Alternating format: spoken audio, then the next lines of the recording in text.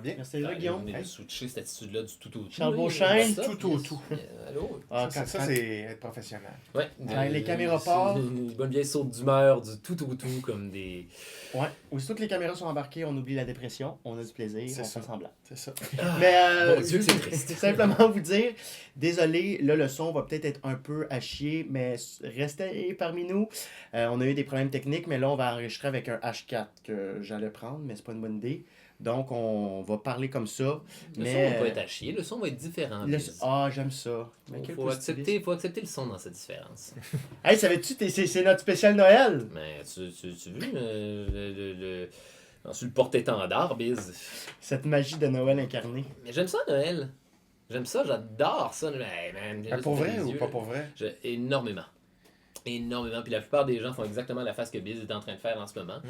Je suis une caricature, Biz. Je suis l'étrange Noël de Monsieur Jack. Là. Je sais Ben, pas quoi c'est dire, ça. là. Oui, t'es Jack Skellington. J'adore Noël. Noël, là, c'est de la lumière dans la période la plus déprimante de l'année. C'est beau, c'est des décorations, des brillants, les étoiles, le feu, les partager avec des amis, la chaleur humaine, se donner des trucs, être gentil, avoir des belles valeurs. C'est génial, Noël. Puis on s'oblige à faire ça. C'est ça qu'on n'a pas fait. Moi, je voulais tout le contraire. Ouais. On s'oblige à faire ça. Mais c'est ça, mais les gens, c'est fou parce que les gens sont vraiment cyniques à propos de Noël. Les gens n'aiment pas Noël de façon générale. Puis je tombe constamment sur des gens qui me disent que Noël les fait complètement chier. Puis c'est ce que tu veux que ce soit, Noël. C'est qu'ils ont pas. T'as des beaux souvenirs, j'imagine, de Noël? Magnifique. Quand t'étais jeune? Je pense que c'est les moments genre, les plus heureux de mon enfance. Ah ouais. Ben oui. Ben moi aussi. Ben moi j'adore Noël en passant. J'ai l'air de grincheux, là, mais j'adore. Je suis ton bord, moi. C'est super Noël. Là. Puis en fait, ce que tu fais, Moi, c'est j'étais que avec toi, là. je pense que Ton quand tu as eu des Noëls heureux en tant qu'enfant, je pense que veux pas, c'est quelque chose que tu essaies toujours de recréer un petit peu à l'âge adulte, constamment après année après année, justement en recréant les affaires que tu trouvais le fun, là, en prenant le temps de faire les shit. Je veux dire, c'est combien de fois dans une année t'as la chance de t'asseoir et de faire une bâche de biscuits en pain d'épices? C'est le fun, ça fait déconnecter avec mon Dieu, le profond ennui du quotidien, puis la laideur des humains, puis tous ces shit-là. Les gens sont obligés d'être fins à Noël. C'est ça qui est... C'est ça qui est bon ou qui est pas bon? Ben, ouais. C'est qui est... Surtout comme, il y a l'aspect fin puis l'aspect obligé. Ça, c'est... Ouais, mais c'est parce que ça, J'aime c'est ça parce que que les tu gens aient la penses. culpabilité d'être gentils. C'est moi. ça, c'est bien ça. Je c'est- pense que c'est là, cette culpabilité-là, là, pour nous ramener, tu sais, Ben ouais, c'est vers la Noël, bonne heure, là. là. Tu me fais chier, là, mais c'est Noël. Là. Tu vois, mais c'est Noël. Je vais être obligé d'être gentil. Exactement. C'est cool. C'est très positif. Toi, Guillaume, Moi, quoi? Noël. Moi, je ne pas tant que ça sur Noël. C'est désabusé. Non, mais j'aime pas en général, tu sais, ce qui est comme instauré, puis qu'on a comme pas le choix de faire avec. C'est-à-dire? Ben, toutes les fêtes, Mhm. tu sais, qui sont déjà préétablies, Mhm. moi, j'aime moins ça. J'aime moins ça. T'aimes pas la tradition, la répétition? Non, j'aime la tradition, si on l'aime, la tradition. Mhm. Mais les événements comme pré-canné, il y a comme des standards à côté à Noël, là, tu sais. Il y a Ouais. comme tu peux pas... Comment je peux dire ça? Il y a un minimum que tu dois accoter à Noël. Comme... Je pense que c'est la raison pour laquelle les gens détestent Noël, c'est parce Mm. qu'ils se mettent trop de pression avec cette shit-là. Ben oui, parle-moi-en donc. Il n'y a pas de mauvais Noël. Il n'y a pas même un Noël de merde. C'est une expérience. Là. Mais pourtant, les gens disent beaucoup, j'ai eu un Noël de marde.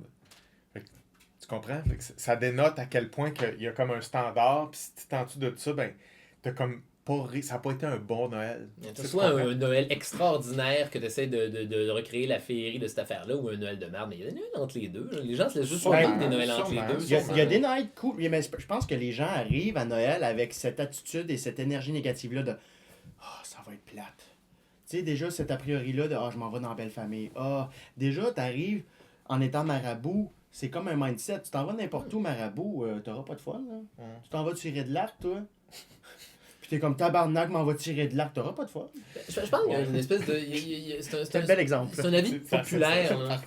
Les gens, c'est cool de pas aimer Noël. Là. Ouais. Il y a quelque chose de subversif. C'est- Non, mais c'est subversif. Tu C'est cool de pas aimer Noël, là. Les gens... Ça fait c'est un anarchiste. trend, là. C'est comme, fuck Noël, man. Ben, ça fait ado. Goth. Ok. Emo. Fuck Noël, man. Mais moi, j'aime pas les standards où il faut absolument manger de la dinde. Moi, s'il y a de quoi que je déteste le plus, c'est sec. Réinvente Noël à ta manière. Oui! Biz. Faites-toi des... Regarde les caméras, s'il te plaît. Faites-vous du poulet au beurre, faites-vous sacrer un gui dedans, puis voilà, c'est Noël quand même, c'est ce que tu veux que ce soit, là. C'est recréer de la féerie.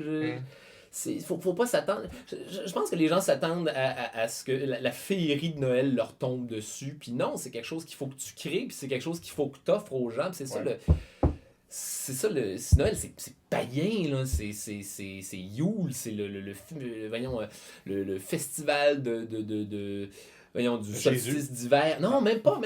C'est le solstice d'hiver, en fait. C'est les chrétiens, quand ils ont essayé de christianiser les Vikings. Ils ont mélangé les traditions chrétiennes de la naissance de Jésus avec les dates importantes du calendrier viking. Puis ça donne que là, c'est décembre, c'est le solstice d'hiver, c'est Yule, c'est la période où la lumière est à son plus bas, l'obscurité est à son comble, puis il faut organiser des banquets, puis créer de la lumière à travers les ténèbres de la nuit. Puis ils ont comme amalgamé ces shit-là, puis c'est la raison pour laquelle on se ramasse avec le Noël qu'on a aujourd'hui. Ça vient de là. Ouais. C'est tous les chrétiens qui ont adapté des shit des autres mythologies pour pas que la transition soit trop brutale quand ils se font évangéliser. Là, tu vas me dire que Pâques, c'est les chrétiens aussi? Non, ça c'est la mort de Jésus. ça, je pense que c'est celle-là. Oh oui!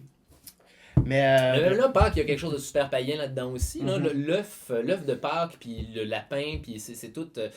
ça, c'est l'équinoxe du printemps, c'est la vie, c'est le retour de la vie après la mort, donc la symbolique justement de l'œuf, qui est la vie, la base même de la vie. Donc, qu'est-ce qui sort d'un œuf? C'est un être vivant. Le lapin, j'ai absolument aucune crise d'idée, mais ils ont comme amalgamé toutes ces affaires-là. Mais les dinosaures, ils pondaient des œufs. Oui. Ah, ouais. Donc, il y avait un peu de l'esprit de Pâques chez les dinosaures. C'est ça. Ça vient de là. Pâques, ça nous vient des dinosaures. De loin, finalement. Ça nous vient très, très loin. Fait que toi, c'est-tu toi qui lead Noël chez vous? Parce que t'as l'air assez... t'as de l'énergie pour 12 pour Noël? Ouais, t'as l'air d'un leader de Noël. Oui. T'es allé chercher ton chapeau dans ton char. T'as tout le temps un chapeau, c'est la base. On n'a pas parlé, mais... Ça va être dur de te déprendre de ça. J'ai dit, hey, ça prend un chapeau de Noël, j'ai oublié d'aller en acheter un, puis Charles juste... J'en ai un dans J'en ai toujours un. J'en ai un, je reviens. Je reviens dans 5 minutes. Ouais, et voilà, chapeau. Oui, je lis. Ben, oui puis non, en fait, parce que moi, ça me dérange pas de passer Noël tout seul non plus. Je suis un ermite, guys. Je sors pas souvent de mon appartement. Ah, mais ça, j'étais au courant. J'ai un bout de temps qu'on se fréquente. Ça contraste beaucoup avec ton esprit de Noël, là, ton ermitage. Oui puis non, en fait, je te dirais, parce que ça fait que je suis capable de ne pas me faire chier à Noël avec tout le monde. Je suis capable de prendre des bouts, de prendre des moments pour moi-même où j'apprécie la féerie de cette affaire-là. Tout seul, à la maison, je m'imprègne de l'ambiance, j'ai des grandes fenêtres, je regarde la neige tomber, me pars un Astérix, je fume du weed, je fais mon sapin. Tu danses peut-être? Je danse, je me mets le poste sur Belle, il y a comme une espèce de poste, genre le village du Père Noël, là, puis là tu sélectionnes la radio, là, puis là tu as les hits franco-fêtes, là, puis là, je me mets mes petits hits franco-fêtes, puis je fais mon petit ménage. C'est vrai? Oui. Le centième neige. 150 000 versions de cette tune-là à longueur de journée. Sont toutes bonnes.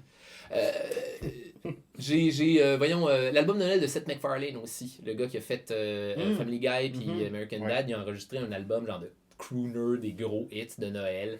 C'était cœur, hein?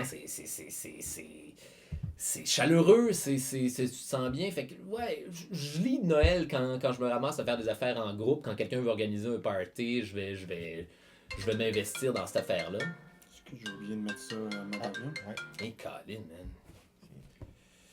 Ça un appel pendant le podcast. Ça casse un bas. Hein? Comme c'est professionnel, biz. Fait que, Voilà. Je lead ces festivités-là quand je suis avec des gens qui ont envie de célébrer cette affaire. Oui, il y a une dimension partage, mais faut pas s'obliger non plus d'aller voir du monde. Puis je pense que c'est ça qui fatigue les gens, c'est de faire constamment le party et d'être constamment obligé d'aller voir du monde. Mais non, vous êtes obligé de rien. Mais ouais, mais ça rend anxieux, tu sais, justement ça aussi. Ah, faut que j'aille voir telle personne, parce que c'est donc le moment de l'année où on se voit en famille, entre amis. Puis là, si tu y vas pas, t'as l'impression que les gens font, ah, tu sais, il est donc bien. Il est donc bien loser, c'est donc bien t'as demande de pas être venu me voir, tu sais, il y a ça aussi. Mais là, faut que les gens bise. Ouais. Faut pas que tu accordes de l'importance à ce que les gens pensent, auquel de toute façon tu n'as absolument aucune incidence. Hein. Les gens vont vivre leur vie, puis tu la tiens en parallèle, puis on finit par se recroiser au moment où c'est le fun, puis si on se recroise pas, puis faut pas faire faut pas virer fou avec ça. Faut pas essayer de topper le Noël de l'an passé, parce que c'est chacun une expérience différente. Puis c'est la raison pour laquelle on s'en souvient, c'est que c'est une affaire récurrente à chaque année qui se passe de façon viscéralement différente à toutes les fois, parce que ça dépend des gens que tu vois, ça dépend du setting, ça dépend du climat dans lequel tu te situes.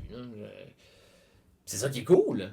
Mais t'aimes-tu ta famille? Oui. T'entends-tu bien avec? Oui, bien, beaucoup en fait. Puis justement parce qu'on se voit pas tout le temps. Puis parce que j'ai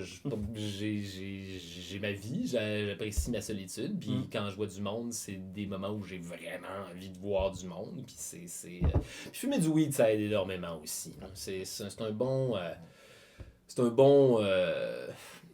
une bonne façon d'apprivoiser l'angoisse sociale, puis d'avoir du fun dans les conversations plates. Puis j'ai remarqué des fois les gens... Non, mais il y a beaucoup de gens, surtout dans la famille, il y a beaucoup de gens qui ne demandent qu'à être... Non, qui ne demandent qu'à avoir une conversation plate avec toi.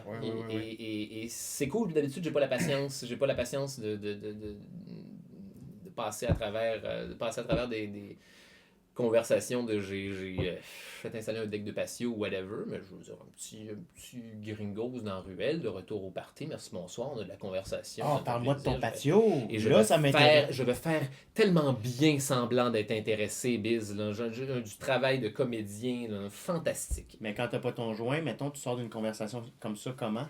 Comment tu sors de ça? Ah, je m'emmerde, puis là, j'envoie genre les mêmes répliques sur le pilote automatique, là, je deviens une espèce de « Ah oui, ah, mais tu sais, ouais, c'est certain que des fois, les affaires sont différentes, des fois, sont pas pareilles, hein, ah ouais, non, effectivement, ouais. Mon dernier beau-père, là, je faisais passer, là, des heures et des heures de conversation comme ça, là, où il me jasait, genre, de son chac à patates, là. Oui, hein, oh, ben, avec cette face-là? Oui. Ils n'y voyaient que du feu. Les gens n'y voient que du feu, c'est correct. Ils veulent. Tout le monde veut l'attention, tout le monde veut exister aux yeux des gens, et c'est correct. Je pense que c'est quelque chose qui est le fun à offrir, surtout dans des occasions festives comme ça, où les gens veulent se faire rappeler qu'ils existent, puis les gens veulent juste exister. Là. Regarde le métier qu'on fait. Là. Je veux dire, tu deviens pas... on veut exister, là. Tu deviens pas humoriste parce que t'étais populaire au secondaire. Là. Mais non. Tout le monde devient un petit peu humoriste par vengeance. Oui. On va vous avoir. Ouais, c'est comme limer des petits katanas. Oui. C'est exactement ça, limer des petits katanas devant le public. Limer les petits katanas? Ouais, moi, c'est mon image. C'est la petite vengeance. Oui, mais des tout petits, ok. Des katanas, c'est... mais moi, c'est des petits katanas. Des petites vengeances... Katana, c'est gros, hein? De samouraï, Ben, je sais pas, c'est l'image qui m'est venue en tant que c'est ta façon de venger des gens, c'est des tout petits katanas, comme dans Kill Bill. Ou peut-être juste nettoyer des petits canifs aussi. Mais on fait tout ça, je veux dire, on fait tout ça parce qu'on a manqué d'amour à un moment donné dans notre jeunesse, là. Je veux dire, humoriste, c'est ça, là, c'est... Mais tout le monde n'a manqué, Écoutez-moi parler longtemps! C'est ça. Mais moi, des fois, je suis comme... Ah, j'ai trop d'attention, là. Des fois, ça m'arrive. Dans quelles circonstances? Je sais pas, des fois, dans des shows, je suis comme... En show, tu trouves que t'as trop d'attention? Des fois, je vais... Pas après. J'ai pas le moment précis, mais je pense que ça me frappe comme tout de suite après, ou... Ouais, je pense que c'est exactement après. Des fois, je fais... Mais quel privilège! Puis, pourquoi j'ai le droit à ce privilège-là? Souvent, je me demande ça, ouais. Est-ce que Est-ce que des fois, tu as des problèmes à dealer, genre l'affection post-spectacle? Quand les gens viennent te voir et qui te serrent la main puis Moi, qui je ont me aimé tes sauve. shit. Moi, je me sauve. Moi, après un show, je me cache. C'est fou, hein? C'est fou, hein, à quel point, je veux dire, tu vas en absorber un maximum quand t'es sur scène, puis ça va, tout ça va être logique, puis tout ça va faire du sens, puis t'es à ta place. Mais la seconde où les gens te donnent le même amour, Sans cette convention-là. sans ce cadre-là, ça devient pas weird et malaisant, mais moi j'ai de la misère à le tolérer, du moins. Puis je pense qu'on est une couple là-dessus. C'est-tu normal? Est-ce qu'on est normal, Guillaume? Je sais pas, mais moi, j'aimerais ça revenir à Noël. Cool, man. Bon, Let's go. parce que moi, Bon, tantôt, ça, c'est dit. t'as dit comme, tu sais, tantôt tu disais comme, non, c'est positif Noël, tout ça. C'est comme l'autre bord de ton discours, c'est comme, ouais, mais tu sais, faut que tu sois gelé pour te faire ça, là. C'est comme, j'ai de la misère à comprendre, là, c'est comme... Je pense pas qu'il faut être gelé pour te faire ça. Je pense que dans la vie, il faut savoir se mettre dans les meilleures dispositions imaginables et se connaître. Et... Oui. Non, la solution... Savoir ce qu'on aime. Je suis pas en train de dire que la solution dans C'est la vie, c'est de prendre de la drogue, les amis. Le type de pote qui te convient, c'est ça que tu veux dire? Ben oui, ou qu'est-ce que... Je veux dire, qu'est-ce que tu as besoin pour gérer telle situation sociale? Là? C'est pas... Ben oui, les outils. C'est pas Noël le problème, c'est les situations sociales qui des fois sont tough à gérer. Puis je pense que c'est ça qui fait chier les gens beaucoup. C'est être obligé de dealer année après année de la famille étendue que tu vois pas nécessairement, que tu réalises que hey, on n'a plus grand chose en commun. Puis ces gens-là m'emmerdent, puis ça me tente pas. Puis on se met dans une prédisposition à créer de la magie. Il faut créer de la magie soi-même en fait. Voilà. T'aimes mieux ta partie comme où tu danses chez vous tout seul avec ta playlist que la partie sociale? Ça fait toute partie de la même affaire, je te dirais, parce que j'aime la partie sociale parce qu'elle me permet d'apprécier le bout où je suis tout seul par la suite, puis j'aime le bout où je suis tout seul parce que ça me permet d'apprécier la partie sociale. Tout ça est un grand cycle, là, les choses. Non, mais c'est ça la vie, faut vivre des affaires plus ou moins fun pour que ça devienne le fun. Et à partir du moment où c'est le fun, ça devient pas le fun. Tu t'ennuies du fait que c'était le fun, fait que ça devient le fun, puis ça se répète. Je pense pour pouvoir dire que t'es heureux dans la vie, c'est parce qu'il faut que t'aies vécu des journées... Oui. Fait que dans le Noël, il y a le yin et le yang qui constituent l'équilibre. Ouais. Charles seul et Charles batté à un party de Noël. C'est ça. En train de parler de patio, puis pas inévitablement batté à un party de Noël. Des fois, quand c'est plus facile de dealer le party de Noël comme ça. Attends, Charles, mais c'est tout à fait noble. Tout le monde boit de l'alcool au party, tout le monde arrive. Ah, merci. Mais, tu vois, j'étais en train de m'auto-culpabiliser avec ma consommation. Je t'ai vu descendre. T'as bien fait de le... Oui. Oui, le punch, le fameux punch de Noël. Parce que punch veut dire coup de poing. Hein. Faut pas... Et voilà. Ça s'arrête. Guillaume Dulude, psychom.com. Mais c'est... Tout le monde va dans le punch pour un uppercut, faire OK. J'ai du plaisir. J'ai créé le plaisir. Parle-moi de ta recette de dinde, là. Ah ouais, là, ça m'intéresse. Je me suis mis dans un mindset pour avoir du plaisir, tu sais. Moi, j'ai commencé à fumer du weed sur le tard. À genre 27 ans. Ah ouais? Ouais. Je t'entends maudit. T'as jamais fumé? Oh mon Dieu, c'est pour ça que t'es plate de même. C'est pas quelque chose. C'est pas une découverte qui est nécessaire. Il y a des gens à qui ça fait, il y a des gens à qui ça fait pas. Puis c'est pas. Mais moi, Non, vas-y. Vas-y, mets le pied sur le gaz. J'ai été très malheureux très longtemps. Bon. Dans ma vie. Je savais. H4. J'ai été très malheureux sur des grosses périodes données. Puis. Non, tu vois. Non, laisse ça à sa place, voyons. C'est pas ce genre de micro-là. Puis, à un moment donné, le fait de me déconnecter comme ça, de m'obliger. C'est ça qui est fantastique avec fumer du weed, c'est que ça t'oblige à être heureux. Peu importe la situation. La drogue a un sérieux pouvoir d'obligation. C'est rare que tu te fais chier quand tu... Ça t'oblige à être heureux. À faire tes devoirs. Tu sais, C'est du bon coaching, tu sais, c'est comme... Mais tu sais, à un moment donné, t'oublies c'est quoi être bien. Ouais. T'oublies, t'es tellement toujours dans l'anxiété, puis tellement toujours dans le mal. Rappeler à soi-même c'est quoi bien filer, c'est nice. Qu'est-ce que vous allez dire, Bill? Parce Ouais, que, c'est ça, là. mais j'allais dire, ça t'oblige à être heureux, ça dépend pas non plus du mindset dans lequel tu es avant de prendre le joint, parce que si tu es dans une période hyper anxieuse ou tu es dans un mindset de ah, si que j'avais quelque chose, on dirait que le pot, moi, en tout cas pour ma part, ça pouvait amplifier ce mindset-là. Dépendamment de ce que tu fumes, puis dépendamment de tes angoisses, mais je te dirais qu'il vient un moment où c'est recréer le feeling d'être heureux. Il vient un moment où tu sais que ça va me faire du bien, ça va me relaxer, j'appréhende ça, je sais que ça s'en vient, je suis dans le mindset pour que ce soit ça. Et au-delà de tout ça, je te dirais que commencer à fumer du weed sur le tard comme ça, à justement des moments où j'avais besoin de ça pour gérer autant mon angoisse du quotidien que l'angoisse sociale, toutes ces shit-là, ça fait que tu te souviens du feeling d'être heureux et c'est quelque chose que tu es capable de recréer par la suite sans nécessairement prendre la drogue. Des fois, il faut juste se rappeler c'est quoi d'être heureux pour mieux être capable de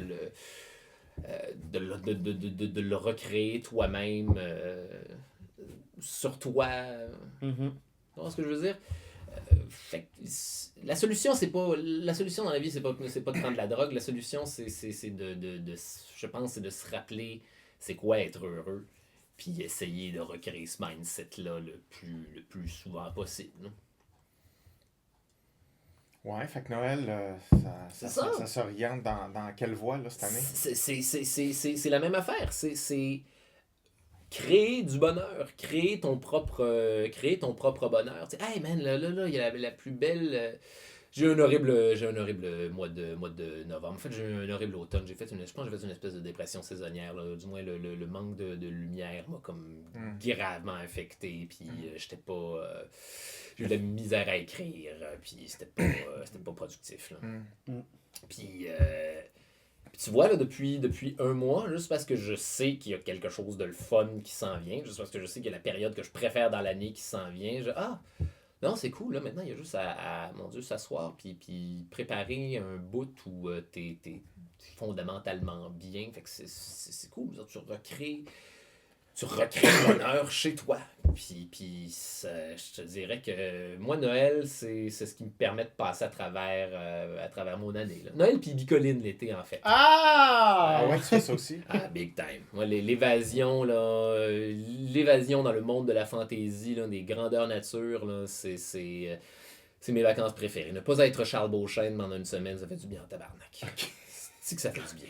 Meilleure affaire. C'est pas pire récréation, ça. Tu deviens qui? C'est quoi ton nom? Je deviens Yorick le Fou. Fait que je fais exactement la même style job que je fais dans la vie, mais au Moyen-Âge. Fait que tu décroches pas tant. Oui, je décroche parce que ça vient... Oui, il est Yorick, t'as-tu écouté? Ouais, mais c'est la même job. Il est Yorick. C'est vrai. T'as raison, hein. C'est pas con, là. Le fou! Dans le sens que c'est sans pression. Il n'y a pas de pression. On n'est pas dans notre espèce de milieu d'humoriste où les affaires sont importante, puis il faut avoir une carrière, puis il faut se stresser à faire des coups d'éclat. Là c'est le plaisir. De ramasser des écus, mettons. Entre autres, mais le plaisir de faire ce job-là aussi, le plaisir de faire rire, le plaisir d'être un humoriste, puis des fois, il faut reconnecter avec ce plaisir-là, parce que c'est quelque chose qui se perd oui, tout à fait. facilement. Mais d'où ma question, est-ce que tu as essayé de retrouver ce Yorick le Fou sur scène? Oui. As-tu essayé de le transposer? Hey, j'ai du fun là parce qu'il n'y a pas cette pression-là, mais tu peux enlever cette pression-là aussi dans le milieu où tu es. C'est la même affaire. Même chose. C'est comme prendre de la drogue. Tu te souviens, c'est quoi le bonheur de créer pour créer? Le bonheur qui n'a pas de conséquences. La première affaire que tu sais, c'est que tu le recrées dans ta vie. Moi, je le recrée maintenant dans mon stand-up. Je me mets dans ce mindset-là. Puis voilà, j'en ai rien à foutre de ce que les gens vont penser. Voici ce que je viens vous proposer. Puis vous trouvez ça amusant ou vous ne le trouverez pas, puis c'est pas grave, j'ai fini de me faire chier avec ce métier-là. C'est facile de se faire chier avec ce métier-là, c'est pas c'est angoissant, là. Puis c'était anxiogène le milieu de l'humour il y a quelques années. Là, c'est cool, ça a changé. Il y a comme, justement, avec l'avènement de l'Internet, puis les podcasts, puis toutes ces shit-là, on dirait que tout le monde a sa petite gamique, son petit fanbase on the side. Les gens sont plus vraiment en compétition. Il y a comme une espèce de...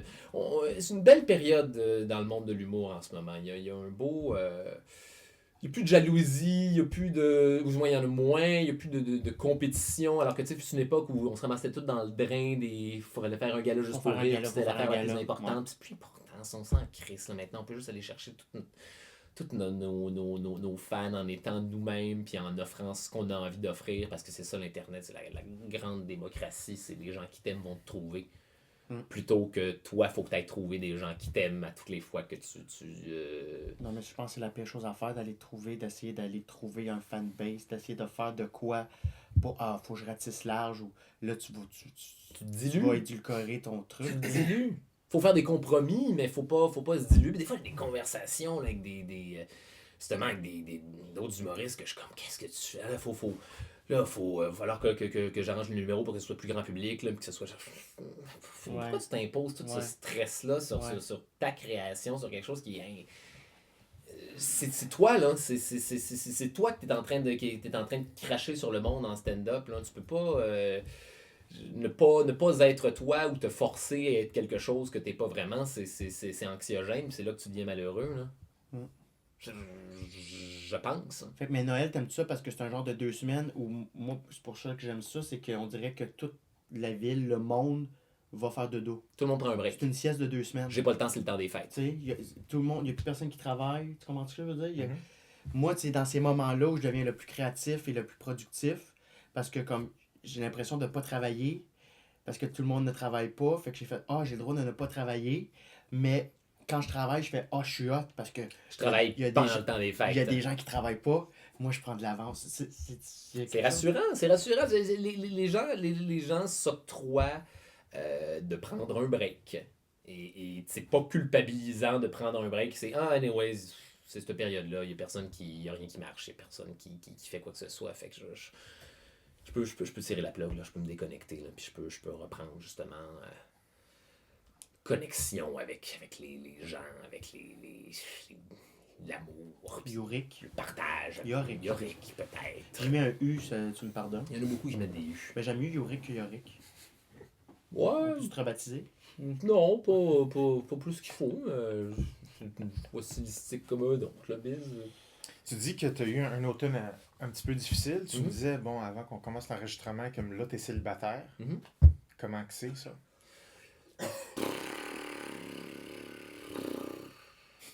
C'est correct. On va le laisser. C'était lourd de signification. J'ai pas... Je suis toujours célibataire pendant des très très longues périodes de temps. En fait, je pense que j'ai eu genre 3-4 blondes dans ma vie jusqu'à maintenant. Puis c'est toujours espacé par des gros 5 ans là, de gros célibat. Là, puis des fois là, des passes de pas de relation sexuelle pendant 1 an ou des shit comme ça. Fait que je te dirais que je suis un peu... c'est correct parce que en ce moment, du moins, j'ai envie de concentrer plus d'énergie sur être créatif. C'est quelque chose que j'ai l'impression que ça fait longtemps que, que j'ai fait. Là.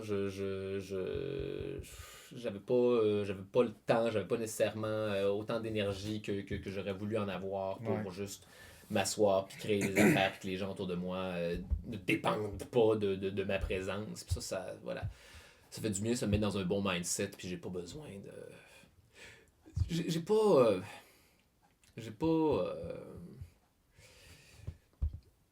pas besoin de la stabilité à long terme du couple. Je pense que je suis le genre de personne qui a besoin de se faire rappeler sporadiquement qu'il y a des gens qui m'aiment et qui ont envie de fourrer avec moi, mais pendant une brève période de temps. Comme le bonheur, un peu.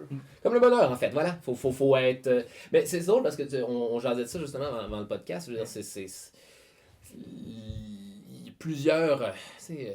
sa vie amoureuse, il y a plus, comme à l'image de Noël, il y a plusieurs façons de vivre ça, puis il n'y a pas une bonne ou une mauvaise façon. Il y en a qui vont choisir de rester en couple avec une personne pour toujours, puis avoir des enfants, etc. Puis il y en a d'autres qui vont choisir de constamment revivre le sentiment de tomber amoureux de quelqu'un, de repasser à travers toutes les étapes. Puis ça inclut la fin.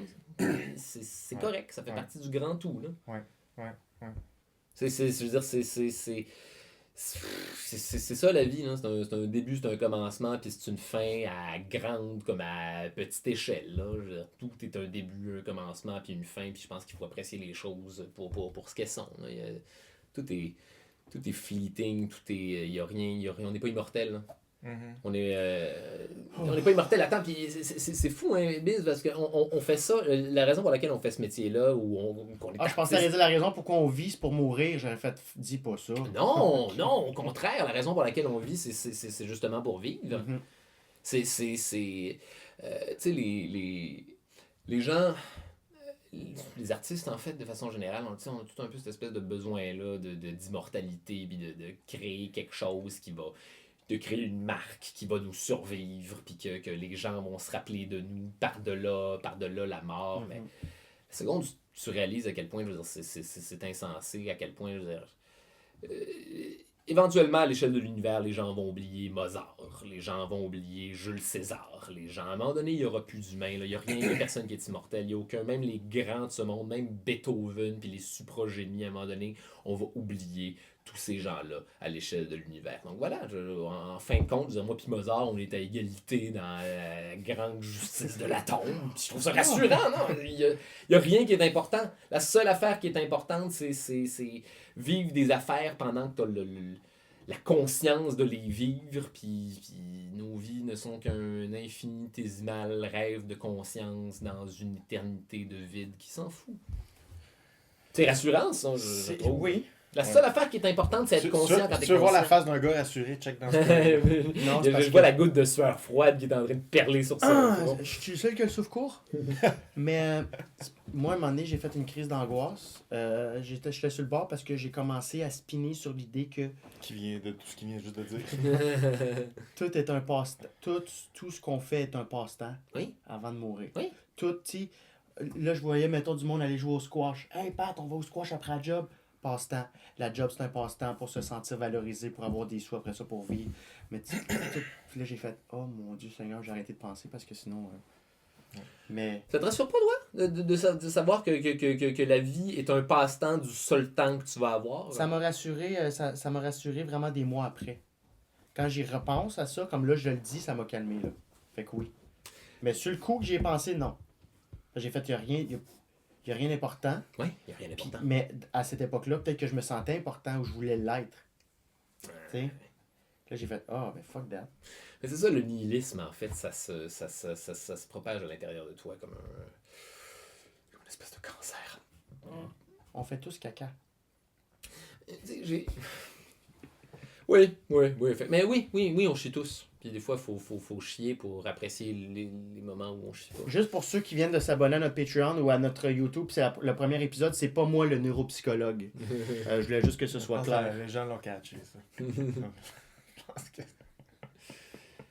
Est-ce que t'as peur de mourir, Biz? Ouais. Hein? De plus en plus que je côtoie Guillaume, non. Non, c'est vrai. T'es bon pour aider les gens à faire la paix. Il me dit qu'il est convaincu que de quoi après. Tant mieux. Pour vrai? Ouais. Tu trouves ça rassurant de savoir que ça se perpétue par la suite? Oui. Ouais? Oui. Qu'est-ce que tu penses qu'il y a après? En mots, là, mettons. Là. Oh non, mime-le. Je suis juste capable de le danser avec un certain setup. Puis là, il manque de...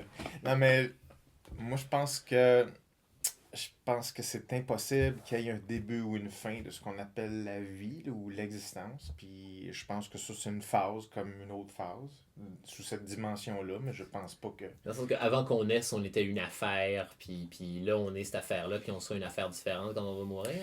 Quelque chose comme ça, mais tu sais, c'est sûr que si on utilise des mots puis on dit « on est », c'est comme ça catégorise déjà un type d'existence. Puis je pense pas nécessairement que le langage verbal reflète ça. Mais Tu sais, synthétiser les affaires avec un début puis une fin, puis toi d'après toi, c'est un tout plus Qu'une ligne de temps. du temps, voilà. oui, c'est plus comme ça que je le vois. Ouais, c'est plus comme ça que je le vois. Mais la conscience peut pas décéder. Elle peut pas... Ben, c'est un peu ça. C'est un peu ça. Ça renvoie à la question qu'est-ce que la conscience qu'est-ce que. C'est quoi l'entité humaine c'est quoi l'entité. Tu sais, la séparation entre le corps, l'esprit, ou. Tu sais, ça renvoie des questions de base. Qu'est-ce qu'on est nous, en fait, Ben, intrinsèquement? Là, je veux dire, quand nos cellules se sont renouvelées, je veux dire, est-ce qu'on est un être humain différent avec la même conscience? Qu'est-ce qu'on est à travers tout ça? Ouais, fait que moi, c'est ça. Là. Moi, j'ai pas vraiment peur. Tu sais, Ah non, ça, je le suis. Ouais, ce ouais. qu'il y a de l'autre côté, tu sais. Fait que. J'ai pas eu un gros moment Ok, d'angoisse. je pensais que t'avais. S'il y avait un point après grosse, j'étais comme. J'ai pas eu une grosse à un moment donné. C'était vraiment nice. Comme ça, il faut le couper parce que. J'ai eu un moment de grosse angoisse existentielle au mois de février dernier. Cette année, pour la deuxième fois dans ma vie, j'ai fait la paix avec la mort.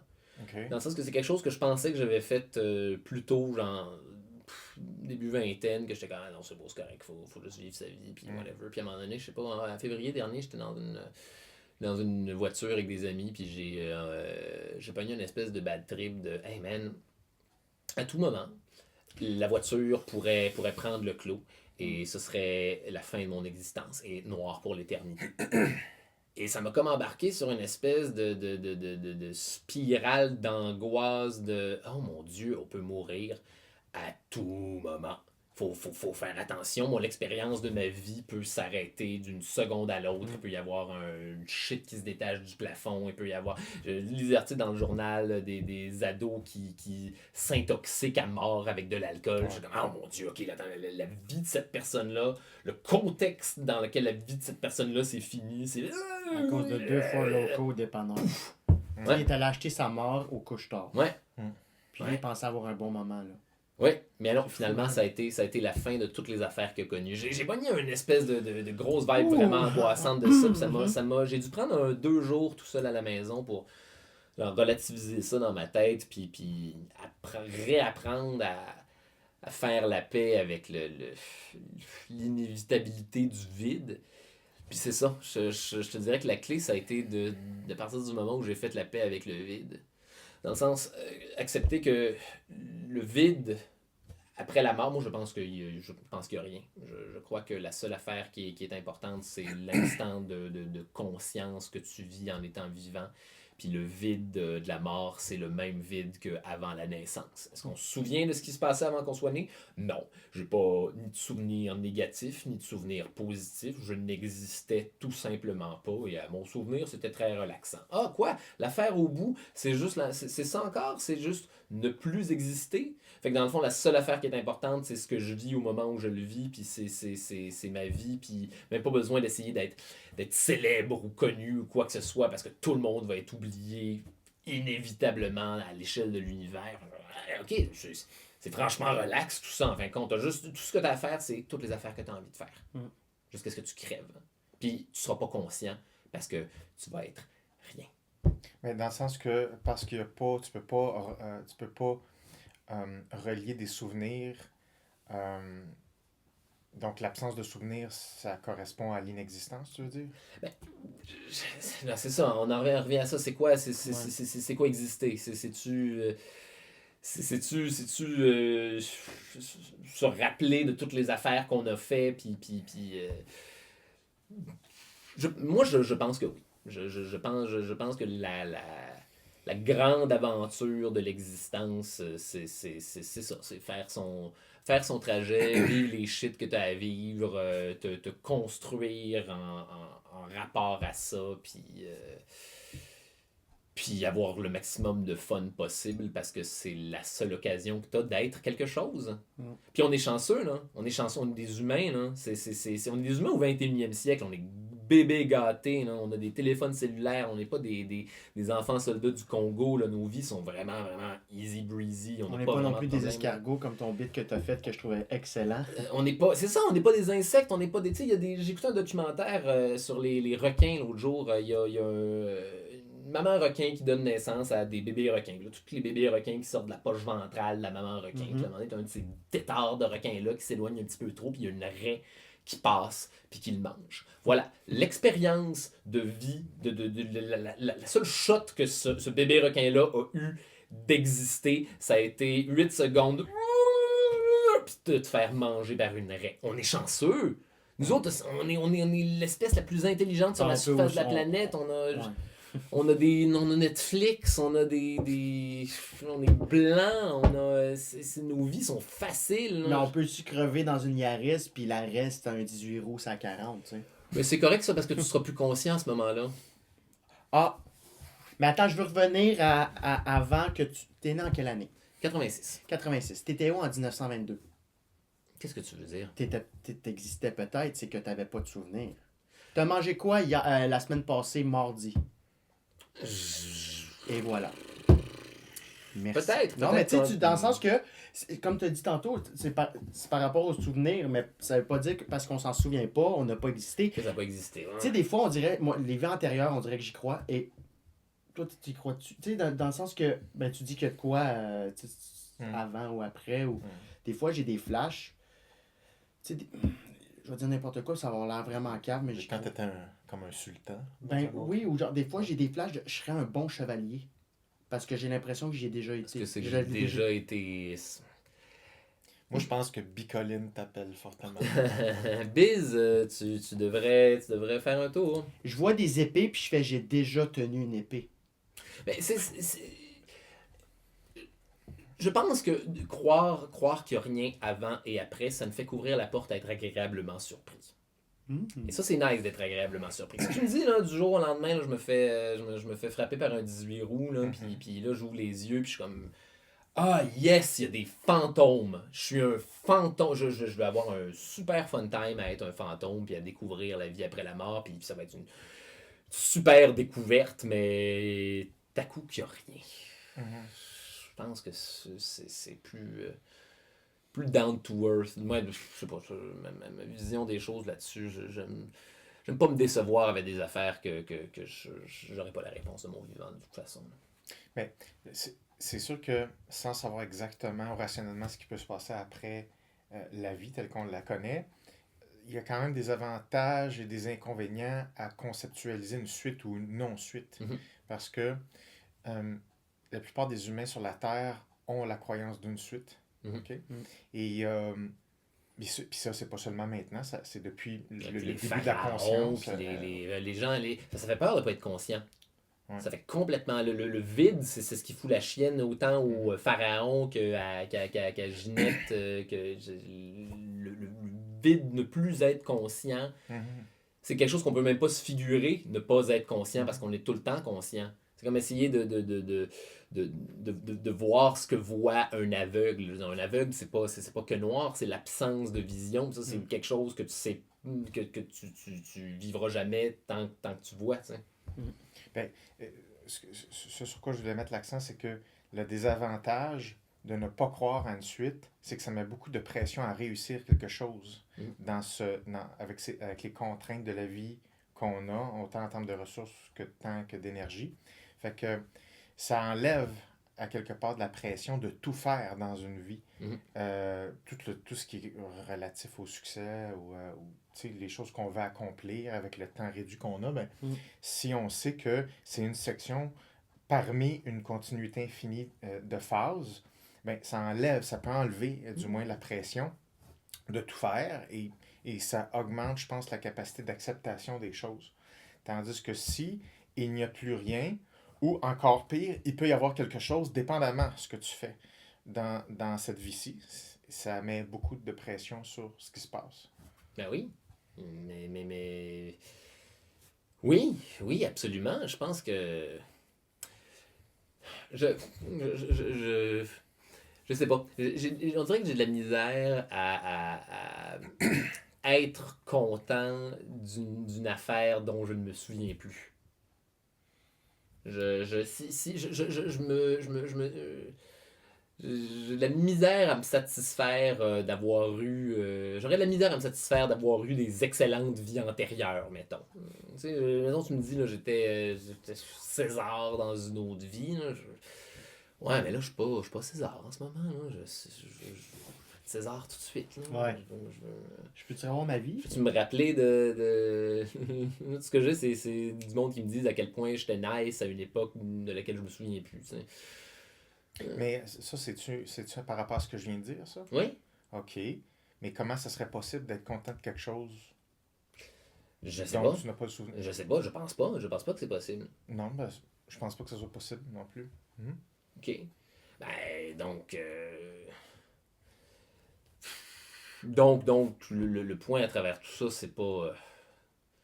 ça demeure pas, justement, essayer d'accomplir le maximum de shit que tu as à accomplir dans une vie en faisant comme si tout le reste n'existait pas.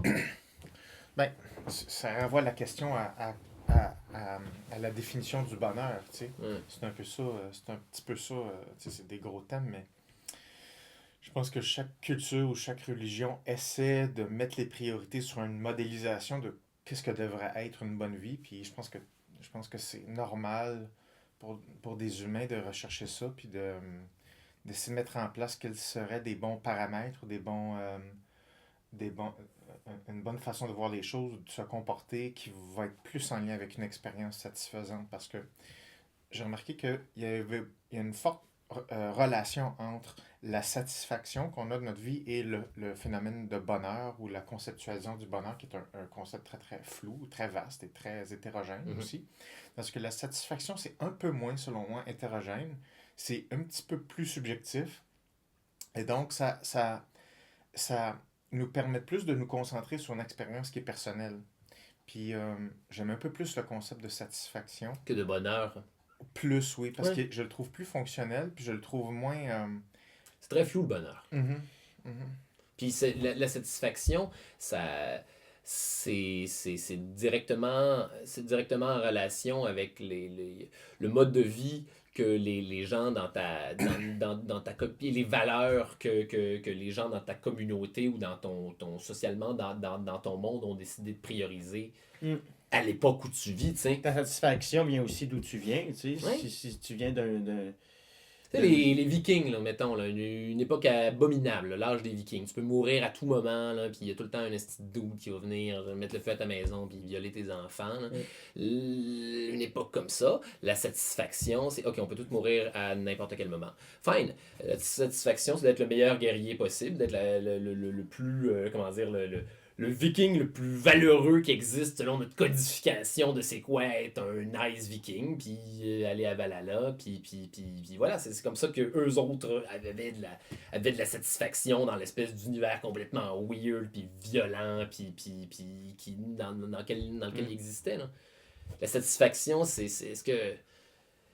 Ouais, non, je serais porté à être d'accord avec toi sur celle-là. Moi, je pense que aussi, mais la satisfaction apporte nécessairement du bonheur, non?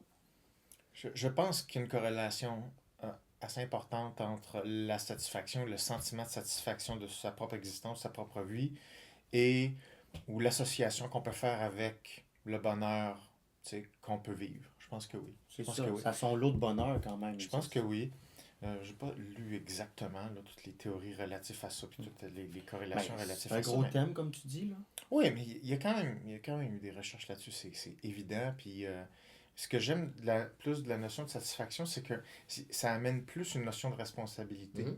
Parce que si ta job, c'est d'être satisfait, ça implique une relation avec toi-même qui est qui est mieux régularisée. C'est-à-dire, comment moi je vais, qu'est-ce que je dois faire, il y a comme une espèce de dialogue avec toi-même. Qu'est-ce qu'il faut que j'accomplisse pour être satisfait dans le monde dans lequel je vis? Oui, puis la satisfaction, dans le terme satisfaction, t'es déjà inclus dedans. Parce que le bonheur, c'est un terme qui est assez externe et qui s'est souvent transformé en critère extériorisé. Parce que la satisfaction, c'est ça qui est built-in dans le terme, c'est qu'il n'y a pas de satisfaction externalisée. La satisfaction, c'est forcément internalisé. Donc, ça te pousse constamment à te demander des choses. Donc, être en dialogue avec toi, puis en dialogue avec l'environnement. Puis je pense que ce mouvement-là, éclairé, Est-ce que je suis bien, là? Est-ce que je fais le bien? Qu'est-ce que je peux faire? Qu'est-ce que je peux accomplir qui va faire? C'est ça, en fait. C'est ouais. pas tant le bonheur que bien filer. Mhm. Le sentiment de bien filer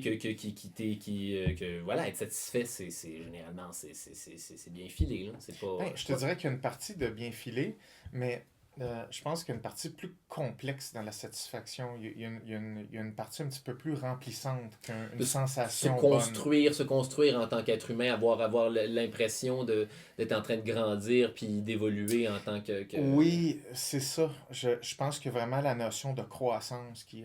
personnel. Puis, Ouais, puisque je pense que dans n'importe quelle religion ou système de pensée à tendance positive, il y a tout le temps la notion de croissance. Toujours, toujours, toujours.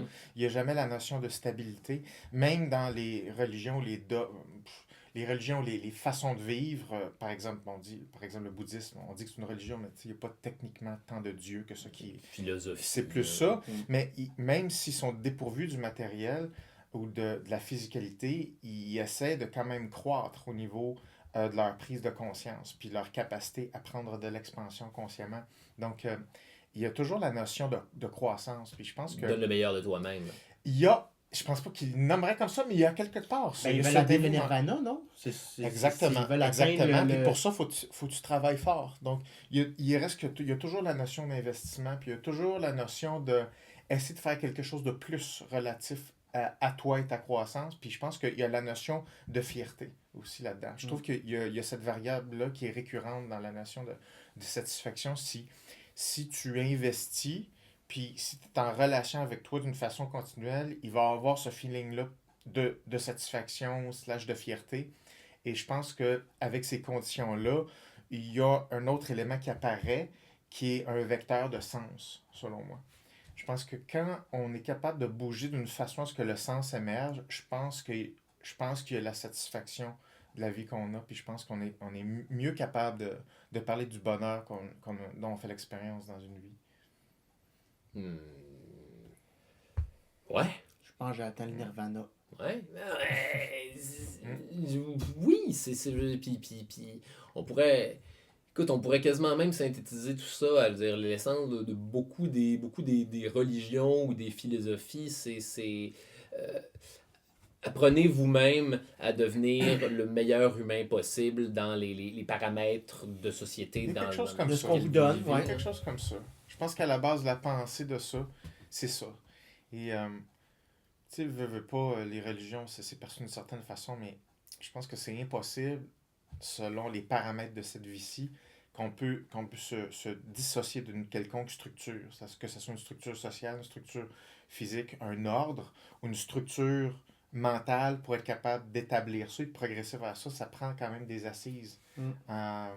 Et comme ça, il y a une certaine stabilité. On est social, on est un animal social. Les humains, on a besoin on a besoin des autres humains, puis on a besoin d'établir une structure comment dire, de comment les choses devraient fonctionner pour que tout le monde soit heureux, puis c'est quoi être un bon humain, puis c'est quoi les idéaux qu'il faut essayer d'atteindre pour que les gens autour de toi dans ta communauté soient heureux ou satisfaits et que t'en tires quelque chose toi aussi, j'imagine. Ben, je pense que si il y a une démarche qui te priorise toi, ben, je pense que ça te rend disponible à être en interaction positive avec les autres et les autres ne deviendront pas une béquille pour toi, pour prendre... Si t'es heureux, tu vas donner, ou si t'es satisfait, tu vas cette énergie-là, tu vas offrir cette énergie-là aux autres humains qui sont autour de toi.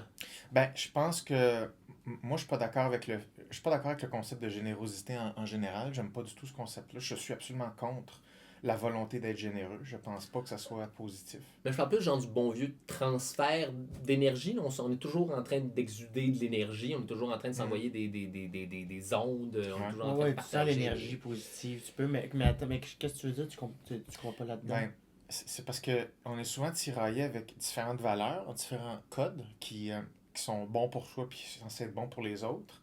Puis là-dedans, ben, il y a un concept qui s'appelle la générosité. Mais je pense que si on ne sait pas comment fonctionner généreusement envers soi-même, on va forcément pas être capable de bien le faire avec les autres. Fait qu'on va vouloir essayer de donner aux autres ce qu'on aimerait se donner à soi-même, mais ça ne reviendra pas parce que c'est pas un mécanisme qui revient. C'est-à-dire que on donne à quelqu'un, mais si on ne l'a pas fait en premier envers soi-même, il va avoir forcément, même si on essaie de ne pas se dire on attend quelque chose, on attend un genre de retour de justice ou d'homéostasie entre les deux personnes. De karma ou de... Quelque chose comme ça.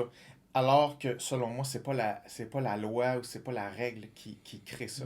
Je pense que il faut en premier développer une conscience de soi qui permet d'être généreux et respectueux envers soi. Et ce faisant, ben, il y a comme la même capacité à le faire avec les autres. Mais je pense que c'est faire des affaires nice pour se sentir bien avec soi-même plutôt qu'espérer quelque chose, un retour du balancier éventuellement. Oui, c'est très bien dit. C'est exactement le retour du balancier. Puis... Être nice pour être nice parce que c'est le fun d'être nice. Ben, puis t'en as, tu vois, t'es sans les gens qui te donnent pour recevoir, là. Ben, pour tout notre système on capitaliste est fait pour ça. Tout notre système économique, tout le système hiérarchique est beaucoup en lien avec ça. C'est-à-dire, on va te redonner si tu donnes assez, mais ça va être l'extérieur qui va te donner ta promotion. Fait qu'on on est tout le temps en train de quêter une permission. C'est-à-dire, on donne jusqu'à ce qu'on reçoive quelque chose, mais qui est sous le contrôle d'un pouvoir extérieur. Fait que ça, c'est sûr qu'il y a comme un prix à payer d'être dans une structure sociale comme ça, sauf que... Il n'y a rien de pire que ton bonheur soit... ton bonheur ou ta satisfaction soit Exactement. sur une... Oui, un tierce partie. Là. Exactement. Fait qu'on est beaucoup en stand-by de quelque chose. Puis c'est pas tout à fait le bon twist, selon moi. Je pense que c'est correct. Ce qui rend malheureux, c'est les affaires sur lesquelles on n'a pas de contrôle, en fait. Ce que les humains aiment pas, c'est sentir qu'il n'y en a pas du tout de contrôle. C'est la zone de contrôle est floue et la zone de non-contrôle est floue. Donc, cette confusion-là entre les deux fait naître une culture d'espoir. Et l'espoir, c'est la pire affaire. C'est le pire thème qu'on a inventé. Et donc, je pense qu'il faut remplacer l'espoir par, pas du contrôle rigide, dans le sens je dirais plus de la conscience interactive avec l'environnement. Et je pense que ça donne un contrôle qui est en lien avec l'environnement. Qu'est-ce que tu veux dire par l'espoir, c'est la pire affaire? Tu sais que c'est pas assez concret? C'est que si le système veut renforcer un système où on va être récompensé, puis on te dit par exemple, si tu fais assez bien, tu vas être récompensé. Fais confiance. OK? Fait que là, il faut que tu fermes tes yeux puis tu donnes tout de toi. Mais tu sais pas quand est-ce que tu vas être récompensé. Tu sais pas s'il va y avoir un appariement entre ce que tu sens qui devrait être ta récompense et ton retour. Donc, globalement, on est fondamentalement déçu des récompenses qu'on a parce qu'on sent tout le temps qu'on a donné plus que le retour. Ce qui fait que notre valeur personnelle diminue au fur et à mesure que tu te valorises, tu te vulnérabilises en effort. OK? Fait que ça, c'est un système qui est auto-dévalorisant. Tandis que si tu es capable de quantifier ce que tu veux investir et prendre possession de ce qui est ton auto-renforcement, bien, tu es capable de faire la différence entre ce qui t'appartient, c'est-à-dire ton contrôle sur ta propre satisfaction, versus ce qui est renforcé à l'externe. Mais s'il y a seulement le renforcement à l'externe, ce système-là va être compensé par de l'anxiété. Il faut se fider sa propre énergie positive, finalement. Il faut être responsable de son propre bonheur. Puis, mais c'est très difficile. Puis se connaître. Pour ça, c'est pas... Je pense que ça commence avec ça. Ben, oui, il faut se connaître pour savoir comment se rendre heureux. Là. Mais c'est la base, mais il y a tellement de gens qui ne prennent pas le temps.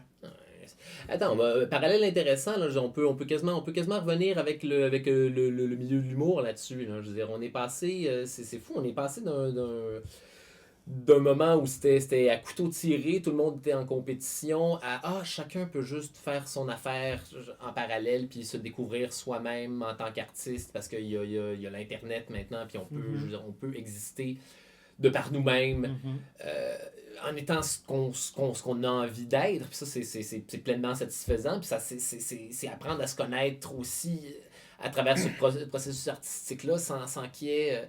sans qu'il y ait nécessairement sans que tu sois en compétition pour la survie avec d'autres. C'est-à-dire avoir le meilleur renforcement externe, attendant que le nombre de renforcements est limité. Et voilà. On peut revenir aussi avec le parallèle avec tes relations. où tu peux passer 1 an sans rien avoir, puis tu te connais, c'est que tu fais OK, ça c'est correct, ce moment-là, c'est normal, je ne sens pas le besoin d'aller chercher quelqu'un, donc tu sais, pour aller chercher quelque chose que j'ai besoin ou qui m'appartient parce que moi, je suis pas capable de me l'apporter. Tu sais, il y a des gens qui se mettent en couple, puis des gens en partant, c'est parce que si j'ai besoin de cette bouée-là. Tu sais. Faut pas essayer d'avoir du contrôle sur les affaires sur lesquelles on n'en a pas, en fait. Puis il faut pas essayer d'avoir du contrôle sur les gens autour de soi. Puis c'est ça l'amour. C'est un petit peu essayer d'avoir du contrôle sur les gens autour de toi. C'est un petit peu... Là, tu vas être quelque chose avec moi. Et avec moi seulement. On va être une affaire ensemble. Ben, tu vois, C'est ça qui fatigue, je pense. ben, ça touche un point important, je trouve, parce que, tu sais, je pense que il y a plusieurs, mettons, des personnes qui nous écoutent qui seraient d'accord avec ça, qu'on veut pas vivre ça comme ça, une relation amoureuse, sauf que, autant on veut pas sentir on veut seulement être valorisé par l'extérieur, puis on le sait qu'on veut prendre du temps pour soi, puis se connaître, sauf que c'est très difficile de se connaître, c'est pas si simple que ça, et on ne sait pas quelle stratégie on a besoin pour développer une façon de se connaître qui fonctionne. Parce que les gens pensent que se connaître, c'est avoir une liste de caractéristiques, tu comprends, qui sont associées à toi, alors que c'est pas tout à fait comme ça. C'est pas une liste de mots, tu sais, ou une liste de valeurs. Non, c'est savoir comment on fonctionne. C'est savoir c'est quoi notre équation mathématique. Ça reste dans l'aspect dynamique de commenter. Qu'est-ce que je fais dans ces situations-là? Qu'est-ce que je fais dans ces autres situations-là? Qu'est-ce que ça vient dire sur moi de façon générale? Mais mon Dieu, c'est drôle parce qu'en plus, on était avec les médias sociaux et toutes ces shit-là, il y a comme l'impression que tout le monde veut exister en même temps. Puis là, tout le monde a une fenêtre pour exister, puis tout le monde s'invente beaucoup. C'est fou, dans mon Facebook, là, j'ai souvent dû avouer que je suis trop comme cette affaire-là.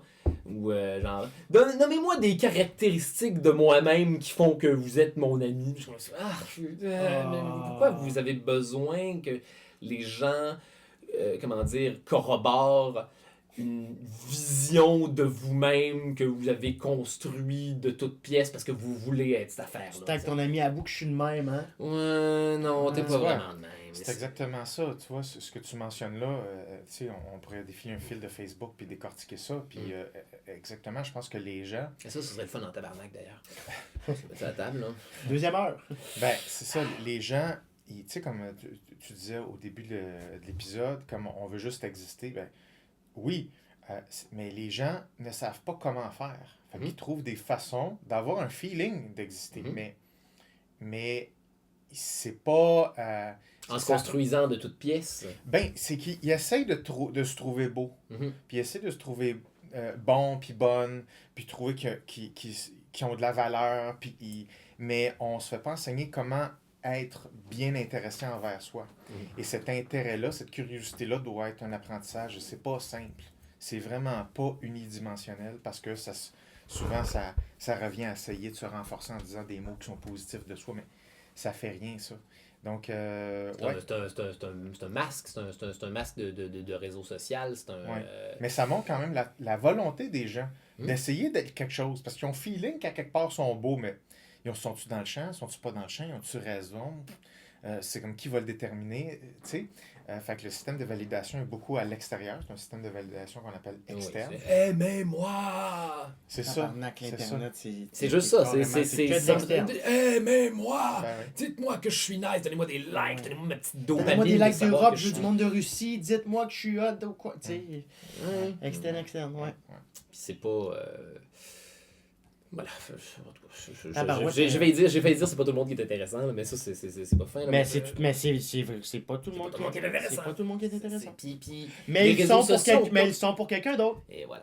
Tu vas là, mettons, on va terminer là-dessus, là, mais j'ai été à 15 ans dans une compétition de drag race de 18 roues. Je sais pas comment je me suis retrouvé là. Mon cousin m'a dit je t'amène quelque part. Puis tu sais, j'ai fait non. Mais il y a des gens que pour eux, ça, c'est intéressant. Oui. Tu sais, puis que leur discussion Fait que tout le monde est Leur intéressant discussion, leur univers, leur vie. Puis tout le monde est intéressant pour quelqu'un d'autre. Tout le monde est intéressant pour une autre personne. Puis là, c'est ça le problème avec l'Internet, en fait, c'est que ça a mis tous ces gens-là dans l'espèce de même pool. Puis on est en connexion avec des gens qu'on n'aurait jamais fréquentés, qu'on n'aurait jamais vus. Tu le sais, là, c'est quoi d'avoir avoir ton espèce de fanbase sur ton compte Facebook, puis des comptes à 3000 X amis, que t'es comme, ah mon Dieu, j'ai pas. Toi, j'ai pas de connexion avec toi, on n'aurait jamais dû. Au secondaire, on se serait jamais assis à la même table. Impossible, mais c'est ça, c'est ça maintenant. Ouais. Les réseaux sociaux, puis le... C'est du monde dans une salle qui irait au Rockfest, au Beach Club, au Drag Race, puis là, on est tous assis à la même table, c'est OK, parle. Tout à même place. Je suis comme, je voulais pas faire partie. Pourquoi je fais partie de cette discussion-là? C'est sur Internet. Ben, je pense que tout le monde peut être intéressant, mais ça dépend du niveau de développement où sont rendus. C'est sûr qu'une personne qui n'a pas eu la chance de se développer, ben, ça va rester dans des zones qui sont plus facilement accessibles, c'est-à-dire des choses qu'on appelle quote-unquote superficielles. OK? Parce que c'est du easy access. Easy access, c'est-à-dire qu'ils vibrent en fonction de ça, puis ça les représente en fonction de où ils sont rendus. Mais plus ta connaissance de soi augmente, plus tu augmentes ton intérêt sur une grande variabilité de choses. Ce qui fait en sorte que c'est plus ça seulement une chose stéréotypée que t'aimes, et plus tu augmentes ta variabilité de choses que t'aimes, ben, moins c'est stéréotypé, et plus ça a de subtilité, et plus on sent que ton ADN ou ton identité ressort avec toute cette complexité-là. Mais si c'est pas développé... Tu donnes une personnalité. C'est ça. Tu sais ce que t'aimes. Tu te pris le temps de t'intéresser au shit. T'es pas synthétisé dans une seule affaire. Tu as une personnalité. C'est ça, exactement. Mais ça bouge. Ça dépend qu'est-ce qu'on fait avec la personne. Ou qu'est-ce que la personne fait avec elle-même, plus. T'sais. Plutôt que dire, c'est parce que dans sa nature, elle n'est pas intéressante. Ou dans son identité fixe, c'est une personne qui fait ça. Oui, à ce moment-là, dans nature, je pense. Je pense pas que ce soit une question de nature. Non, je pense que c'est tellement puissant ou infini grand l'humain que peu importe t'es qui, ça va. Dans ton développement, là, c'est quelqu'un va te faire une affaire que tu n'as pas aimé quand tu es un enfant, puis tu vas devenir cet adulte-là en fin de compte à travers les années parce que ce traumatisme-là t'a envoyé dans cette direction-là. C'est pas juste des traumatismes non plus, là. Il y a des bonnes expériences aussi qui viennent te forger tout à fait. En tant qu'adulte. Mais non, les gens sont pas. Même là, intéressant, inintéressant. Ça, c'est tellement relatif. Je veux dire, tout le monde est intéressant puis inintéressant pour d'autres personnes. Là, ce serait plate en même temps, puis on serait tous inintéressants si tout le monde était pareil. Ben, si tout le monde avait évolué au même niveau, puis on était tous sur. Ce serait plate d'être tout le temps la même. Ben, souvent, quand on attribue quelque chose qui est intéressant ou inintéressant, on ne sentira pas de stimulation pour nous. Ou souvent, on ne sentira pas que notre conscience prend de l'expansion. Mais ça varie d'un individu à un autre. Là, ça varie en fonction de tout. Il n'y a rien dans la nature des choses qui est intéressante ou pas. C'est est-ce que toi, ça te fait vivre quelque chose de nouveau? Si oui, tu vas l'attribuer. Est-ce que ça a une résonance dans ton développement? Quelque chose comme ça. Quelque chose comme ça. Fait que je pense qu'il y a tout le temps moyen que ça soit intéressant. Mais tout est une question aussi de stratégie. Mais tu sais, quand tu es en interaction avec quelqu'un, juste le dialogue te stimule, ben on va dire c'est intéressant, ou on va dire lui est intéressant. Il n'est pas intéressant. Mais ce qui s'est passé, ça m'a fait vivre quelque chose. Je reconnais une partie de mon cheminement ou de l'endroit où j'ai tombé dans l'algorithme commun là, entre vous deux. On a un algorithme commun, je pense. Tu le trouves intéressant parce que tu as fumé un bon bat juste avant. C'est pas la solution, là, mais fois ça aide. Content de l'entendre dire. Soyez nice, soyez gentil avec les gens, c'est tout. Oui, c'est Noël. C'est Noël. On est parti de Noël. Ben moi, c'est ça, c'est intéressant. On a décortiqué la nature profonde de l'être humain. C'est ça. Soyez nice. Ça m'a fait plaisir de te rencontrer, mon cher. C'était un plaisir partagé, Guillaume. Discussion. Aimerais-tu revenir? Avec moult de plaisir. J'aimerais ça, à un moment donné, quand tu reviennes, juste parler un peu de... J'aime beaucoup ce que tu fais sur scène, j'aime beaucoup ton écriture. Je te trouve différent. Je trouve que tu as un parcours atypique. Mais tu t'as toujours fait partie, puis tu vas faire partie aussi de ce milieu-là, qu'est l'humour pour un... Tu vas tout le temps être là. Tu sais c'est quoi, là, on est tenu en otage. Qu'est-ce que tu vas faire, Biz, là, si ça fonctionne pas? Tu vas aller travailler dans un bureau. Mais non, ça va te gonner avant. Mais bref, je veux savoir comment... aussi peut-être plus ce côté-là aussi, ta façon de réfléchir, puis on l'a vu un peu, ta façon. Mais bref, j'aimerais ça que je te jase de l'aspect professionnel de ma vie. pas juste professionnel, voir comment tu vois, en tout cas, bref, je veux deuxième heure. Deuxième heure, man. Deuxième heure, ça me fait bien plaisir. Guillaume, Ben, c'est un plaisir. hey, Comme d'habitude. c'était vraiment le fun, D'habitude. c'était vraiment Super chouette. intéressant. Biz, Charles, merci yes, pour oui, l'invitation. oui, Ben oui, aussi, ben aussi oui. droit à poignée de Ouais. main. Merci pour notre spécial de Noël. Charles, as-tu des plugs? Oui, ça sort quand? 26 décembre sur Patreon. Ah, Et fantastique, ok. un mois après, 6 janvier prochain, là, je fais un rodage de mon nouveau spectacle au Bootlegger l'Authentique sur Saint-Laurent, Montréal. Sinon, venez me voir au Docteur Mobilo Aquafest, je refais le même spectacle. yes. As-tu ton type de show? Les corbeaux me regardent d'un air bizarre. Très bon. Guillaume? Oui. Ah oui, les plats. C'est comme à chaque épisode. Oui, ben, merci. Merci. C'est comme depuis un an, Guillaume. Ça va rentrer. Oui, triple. 3W. 1, 2, 3. www, c'est bon. Communicationpsychom.com pour ceux qui veulent voir ce que je fais. Et voilà. Voilà. Penses-tu avoir un jingle un peu comme la capitale vendue.pticom.com? Définitivement pas. Pour mes plugs, pour ma part, ben merci de nous écouter. Abonnez-vous à Patreon si ce n'est pas déjà fait. On sort un épisode aux 2 semaines. Donc, vous avez un épisode à chaque semaine si vous êtes membre de Patreon. Et sinon, alexandrebisaillon.com pour mon show solo en rodage Balloon. Super. Ouais, je suis bien content de ça. Puis j'ai d'autres projets qui s'en viennent, mais allez sur ma page Facebook, Alexandre Bisaillon. C'est pas mal ça. Merci à Addison Electronic également, qui nous a offert de l'équipement. Là, l'équipement, c'est un nouvel équipement, fait que je savais pas comment le faire fonctionner. Branché. D'où le H4, encore une fois, de chez Addison. Merci beaucoup de nous avoir backé. Et Chuck, tu veux-tu... T'as pas de micro, hein? Non, Parfait, ben je vais de toute façon, on t'a parlé des Patreons. On vous remercie les gens qui se sont ajoutés récemment, les gens qui ont liké la page Facebook récemment aussi, qui se sont inscrits sur YouTube. On l'apprécie énormément. OK, ben c'est ça. Merci. Laissez-nous un 5 étoiles sur iTunes, etc. Abonnez-vous sur notre chaîne YouTube si ce n'est pas déjà fait. Je sais pas quelle caméra regarder, mais c'est un autre épisode de Répète pas ça. Oui, c'est Chris, la main, là. Ouais. Merci beaucoup. Et c'était Charles Beauchamp. Joyeux Noël, Joyeux joyeux Noël. Noël. Oui, Joyeux. aimez-vous fumer des crises de bombattes puis jaser. Soyez fins.